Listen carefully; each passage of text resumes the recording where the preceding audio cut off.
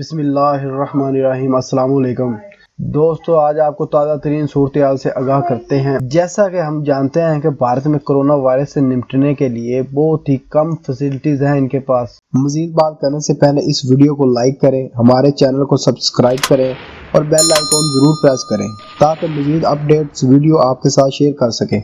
और दूसरी तरफ भारत में अक्सरियत गायें और गोबर से अपना इलाज ढूंढ रहे हैं, क्योंकि वो गायें को अपनी माँ और भगवान का दर्जा देते हैं और वो ये समझते हैं कि इसके गोबर और पेशाब से इनका इलाज होगा। इसी वजह से यहाँ पे दिल दहला देने वाली सूरत-ए-हाल पैदा होती है। यही वो वजह है कि भारत में अक्सरियत अपना टेस्ट ही नहीं करवा रहे। अब खतरा ये है कि भारत में कोरोना वायरस केसेस का सुनामी आ सकता है। तफसीलात के मुताबिक भारतीय अदारे centre for disease dynamics economics और पुलिस के director doctor Ramanan Laxminarayan ने भारतीय हुकूमत को इंतबाह जारी करते हुए कहा है कि भारत कोरोना वायरस के सुनामी का शिकार हो सकता है। और इनका यह भी कहना था कि इल्म रियाजी के मुताबिक अमेरिका और बरतानिया ने जो अंदाजे लगाए हैं, अगर इनका इतलाक भारत पे किया जाए तो मुल्क में बहुत तेजी के साथ 30 करोड़ केसेस सामने आ सकते हैं। इन केसेस में 50 से 60 लाख ऐसे केसेस शामिल होंगे जो इंतहाई शदीद नौइयत के हो सकते हैं। भारत की जानिब से कोरोना वायरस को रोकने की कोशिश की गई। सरकारी अदाद-ओ-शुमार के मुताबिक 150 जबकि अमवात 3 हैं।